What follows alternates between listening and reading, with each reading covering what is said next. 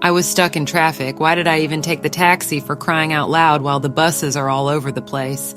I have to hurry back home before it's too late. It's 10 minutes past 9 p.m. and I'm not even halfway home. I brought out my phone and dialed Chloe's number. "Hello, sis." She sounded excited. "Chloe, are you home?" "Of course I am. I'm waiting to hear some good news, girl. So, how did the interview go this time around?" "I'll tell you all about it when I get home, okay? I called to check if you're home already."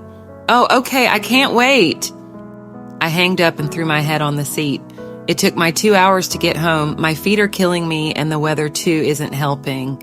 I never wanted to wear these heels, but Chloe insisted, and guess what? I was asked to go back for another interview. I stomped into the room the minute I got out of the elevator. "Welcome home, my new secretary of Ace Fashion Agency." Chloe welcomes me and sat me down. "I will have to go for another interview tomorrow," I said to her, and she quirked an eyebrow. "Why? What happened this time around?" "Your almighty Adrian asked me to come back tomorrow for another interview after asking them to let me in." "You saw Adrian?" she asked excitedly. "Oh my goodness, I wish I was in your shoes," she said excitedly, holding my hand and jumping from toe to toe. "Or whatever, I'm off to bed." "Won't you shower first?" "I forget it," I said, bouncing on my bed and off to dreamland. I woke up by the sound of the alarm, marched into my bathroom, washed up and dressed up for the day. "Are you going for the interview looking like this?" Chloe threw at me the moment I stepped out of my room. "Yeah? I can't believe you. I mean, at least dress and look much more sexy and hot for Adrian. I don't dress for any man, and if he can't tolerate my dressing code, then he should forget it. At least let me help you with some makeup." "Not today, Chloe. Those heels were killing me. You know something?" Placed both hands on her shoulders. "I will be your play doll this evening, okay?" "Okay, all the best on your interview. Fingers crossed," she said, kissing me on the cheeks and opening the door for me. "Don't wait and stand in the window to stare at Adrian. Remember, you've got work," I said to her as I ran down the stairs. I finally arrived and stood in front of the building as I held on to my bag, which I hanged across my sides and held on to the belt. The building looks right opposite to ours, but it's more than 2 miles away.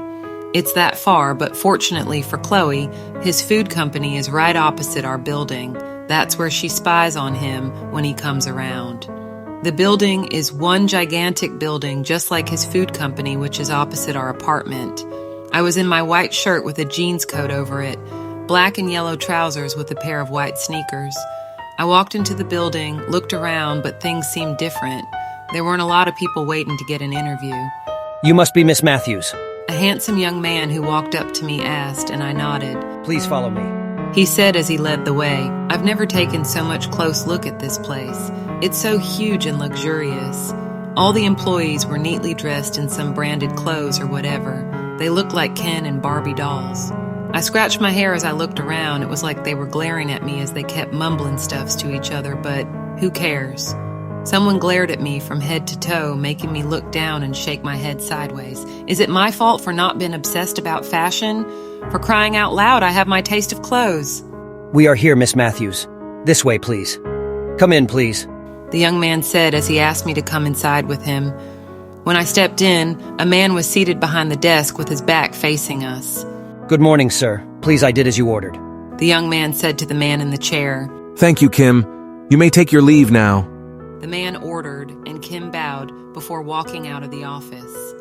I looked at the name on the desk, and it was Adrian Cortez. Good morning," I said, and he turned the chair and faced me. "Good morning, fashion wacko." Please, the name is Nicole, Nicolina Matthews." "Yeah, I know. "So what's up with the fashion wacko?" That's what I prefer to call you." "But that isn't my name." "It is now."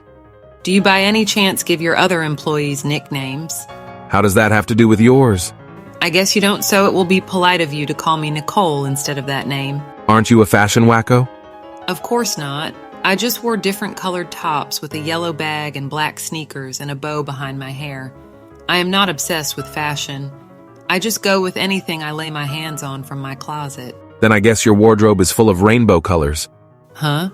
"You look like a human rainbow right now with what you're wearing." "Actually, I don't like it when people tend to judge me by what I wear." "You'll have to accept it because that's the trend." Oh, really?